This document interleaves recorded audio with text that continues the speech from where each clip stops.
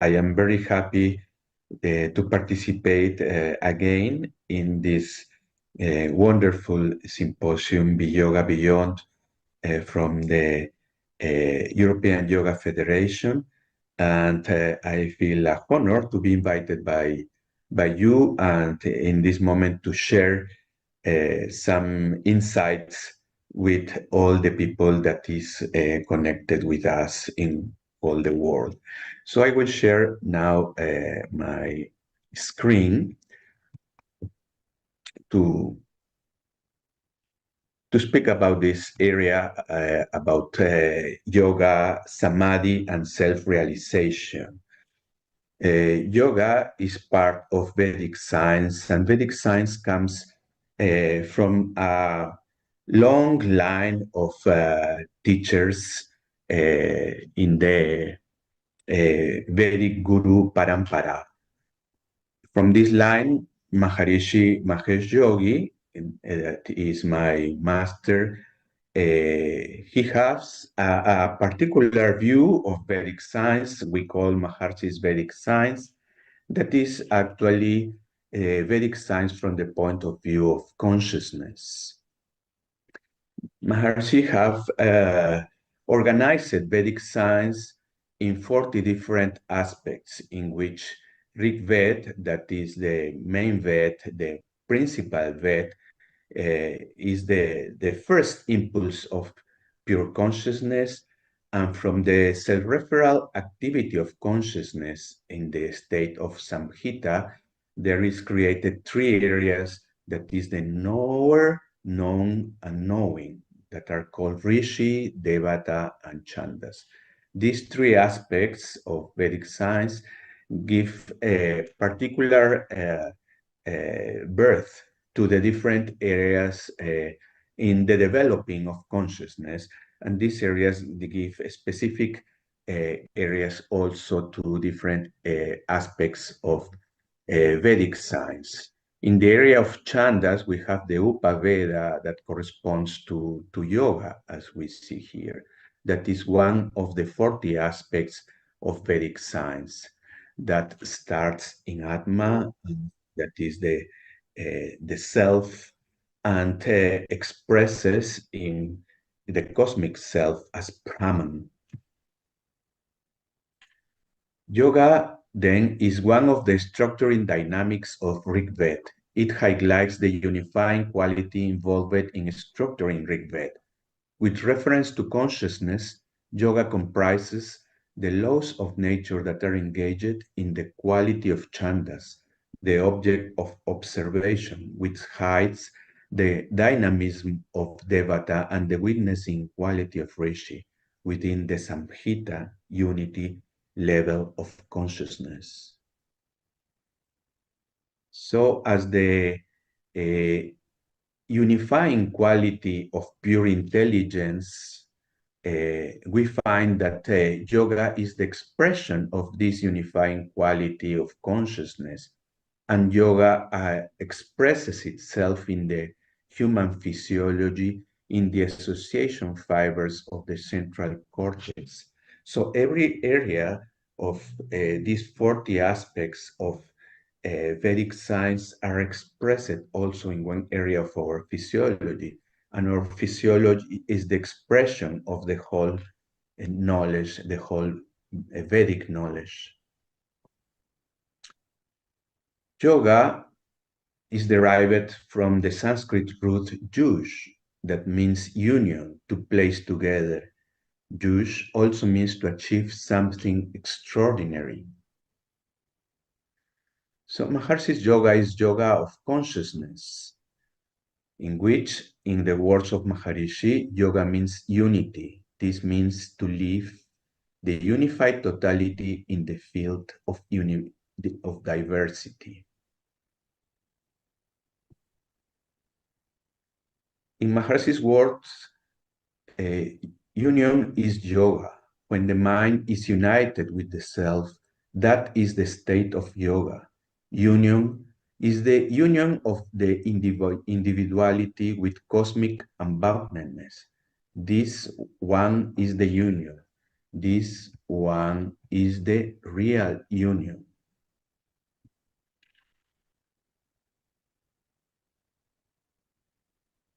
And Maharishi continues explaining that Samadhi is the beginning and not the end of yoga. Usually we think that Samadhi is just the last step in a long way in which we have to work a lot to reach this state of Samadhi. Now we will have some definitions from the yoga coming from the Ved that support this idea that Maharishi is sharing with us. From the Rig Ved, in the first mandala, Sukta 18, and verse 7, we find that Rishi Metatiti is saying, through the yoga of thought, of unified thought, dhinam, the perfect sage obtain unity, enlightenment of their consciousness, and reach the realization of totality from which all knowledge flows. Actually, this is the one of the first mentionings of the word yoga in the Vedas, no? Specifically in Rig Ved. Maharishi Vasishta, one of the great sages of the Vedic ages, in the Yoga Vasishta, he said, Sri Vasishta said in the book 6, verse 13, the state of yoga or union consists of being outside of the ocean of samsara or Rama. In this state, the fluctuations of consciousness are in rest. No?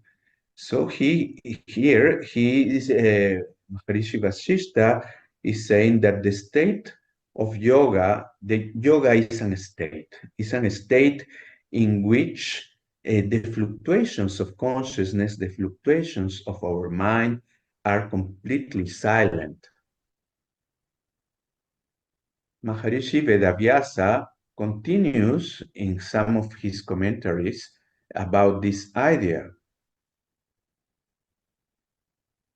In his Yoga Sutra Bhashya, commenting the first sutra of Patanjali in the Yoga Sutras, Maharishi Vedavyasa says, Yoga Samadhi.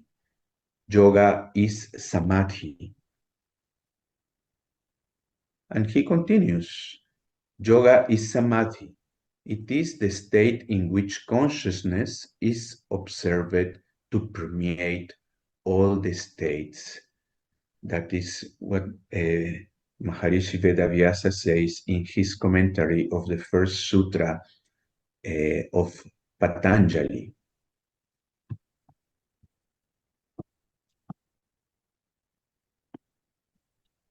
Vedavyasa is also the author of all the Puranas.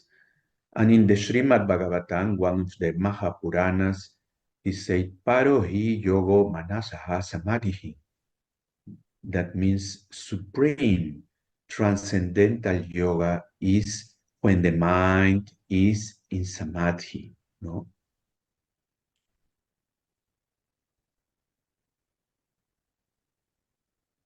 And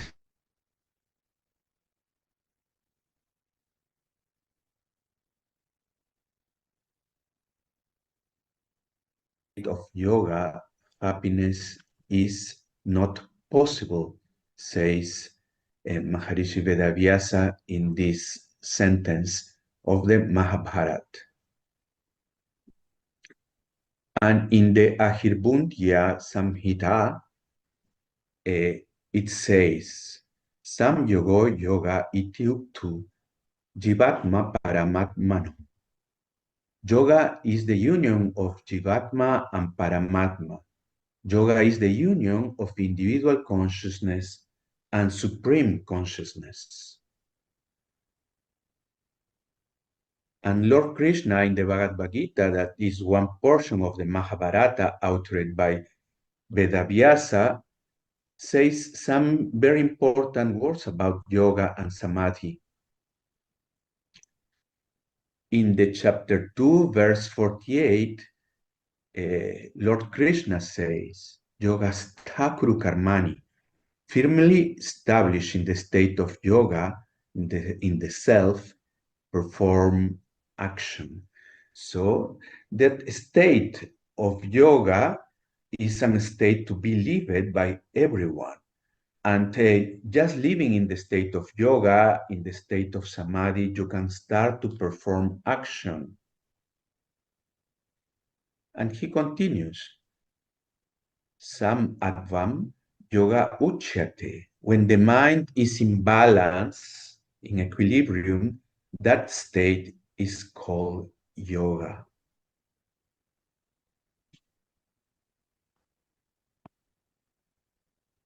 And in the verse 50, in the same chapter, Lord Krishna continues saying, one who is with his intellect is united can get rid of both good and bad reactions in this life itself.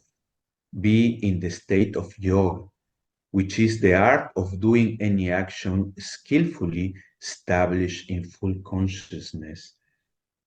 So Lord Krishna is advising to first reach the state of yoga, reach the state of samadhi.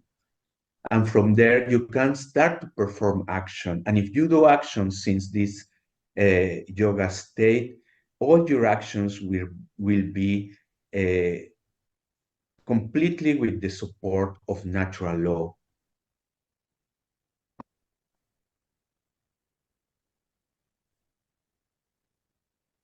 And Lord Krishna continues in the chapter 5, verse 6, where he said, Yoga yukto munir brahma na chirenati gacchati, which means the sage who is established in the state of yoga acquires unity consciousness, Brahman consciousness without delay. Supreme happiness, continues Lord Krishna in the chapter 6, verse 27, dawns in the yogi whose mind is settled in the peace of transcendental state. Bhagavan Sri Adi Shankaracharya, in some of his comments, says about this. The sage of yoga knows that yoga is the result of the union of the individual and the supreme being, unity consciousness produced by the cessation of the activities of the sense and the mind. This is said by Shankara in his commentary of the Vishnu Sahasranama Stotram, verse 8. And in his commentary of the Taittiriya Upanishad, he said, Yoga Yukti Samadhanam, which means yoga is union, yoga is samadhi, the state of absolute balance and unity of mind. And in the Yoga Darshanam, in the Yoga Sutras of Patanjali, Maharishi Patanjali, in his famous text of the Yoga Sutras, speaks about this Ashtanga Yoga and the different areas of yoga. Maharishi Mahesh Yogi says about Ashtanga Yoga, the members of a body all grow together simultaneously. If one member grows, the other grows as well. All 8 members grow, and they keep growing and growing and growing until each one has reached its full size and the body has fully developed. So all these areas as yama, niyama, asana, pranayama, pratyahara, dharana, dhyana, and samadhi are not steps to reach the state of samadhi, as Maharishi said, the beginning, saying that samadhi is the beginning and not the end of yoga. But all the eight limbs grows together simultaneously when the person starts to have the experience of yoga, the experience of samadhi, and then all these different areas grows together simultaneously. In the Yoga Sutra, number 2 of the first chapter, Patanjali says, Yoga's chitta vritti nirodha, which means the fluctuations of consciousness reside in the silent state of awareness, the state that's called yoga. So, according with Maharishi Patanjali, yoga is that state in which all the vrittis, that are the fluctuations of consciousness, that is chitta, in a natural way are rested, no, are in silence. So it's not effort that we have to do to reach the state of yoga. Naturally, we can reach that state of yoga if we allow the mind uh, through meditation to become silent, and that should not be a struggle on a or with the thoughts or with the active mind. We have just to allow the mind to go from the active states, in which the vrittis are fluctuating, uh, and allow the mind to become silent in a natural way. And in the third sutra of the first chapter, Patanjali said, it is then that the one who sees observes his own nature, which is the form of being, established in the self, in the state of self-reference, in his own state. And Patanjali in the chapter 3, in the Vibhuti-pada, in the second sutra, he says, meditation is the continuous flow of perception towards pure consciousness. Then comes the Samadhi-pada, no? That is actually the first chapter of the Yoga Sutras. And in the third sutra of the third chapter, Patanjali defines samadhi. And he says, samadhi is when pure consciousness is attained, when the object of perception ceases to be perceived in its form and is perceived only as pure consciousness. But samadhi is not just the first expression used in the Yoga Sutras of Patanjali. It was used in the Maitreya Upanishad a long time before than in the Yoga Sutras. And in the 6th chapter, in the 18th verse, is used for first time the word samadhi. And he defines 6 limbs of yoga, and one of these limbs of yoga is samadhi. And he says that samadhi is the one beholds the golden colored Brahman. The seer, abandoning his merits and sins, reduce everything to unity in the supreme, indestructible, pure consciousness, the self. Who know this, know Brahman. And again, what Mahesh Yogi says, samadhi is the beginning and not the end of yoga. So the experience of silence of the mind should be the first step in yoga. And Maharshi explained, it was understood that the practice of yoga began with yama, niyama, the secular virtues, and so on, when in reality it's shown it should be the begin with samadhi. Samadhi cannot be acquired through the practice of yama and niyama. Mastery of the virtues can only be acquired through the repeat experience of samadhi. When minds reach the transcendental area, even momentarily, even vaguely, even for a brief instant, that's where yoga begins, says Maharishi. This is the beginning of yoga. When one begins transcendental meditation, this is where yoga begins.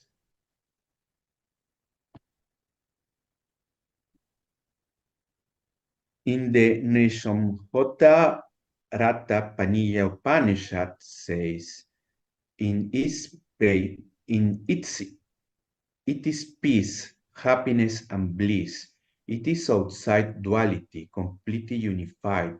In this fourth state, this state is Atma, the being. It is the state that must be known. And in Sanskrit, Shivam Shantam Advaitam Chaturtyam Manyate Saatma Vigyeyaha. No? Chaturtyam, the fourth state, that state of transcendence is the state of Shivam Shantam Advaitam, the state that is beyond duality, the state that gives perfect peace and perfect bliss. So where is this fourth state of consciousness? It's not dreaming, it's not waking, it's not sleeping. Dr. Levine diagrams shows that in this transcendental consciousness, there are not thoughts, but awareness is waking up. And for that is completely different that dreaming, sleeping, or waking state of consciousness. The three relative states of consciousness exist and run through their continuous and ever-changing alternation, which occurs in the basis of the fourth state of consciousness that underlies them all, according with Maharishi Mahesh Yogi. So in this graphic, we see how waking, sleep, and dreaming states of consciousness, the three relative states of consciousness, are moving in the bed of transcendental consciousness, the state of Samadhi, the fourth state. That junction point that comes when you change from one state of consciousness to another is a state of Samadhi, no, is Chatur no, is the fourth state of consciousness.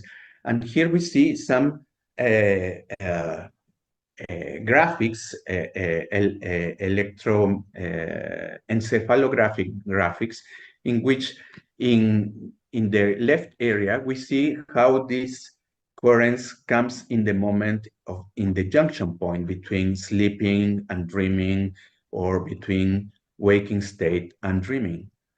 And in the right side, we find how this currents that comes specifically in alpha currents in the brain is multiplied in the state of meditation during the practice of transcendental meditation.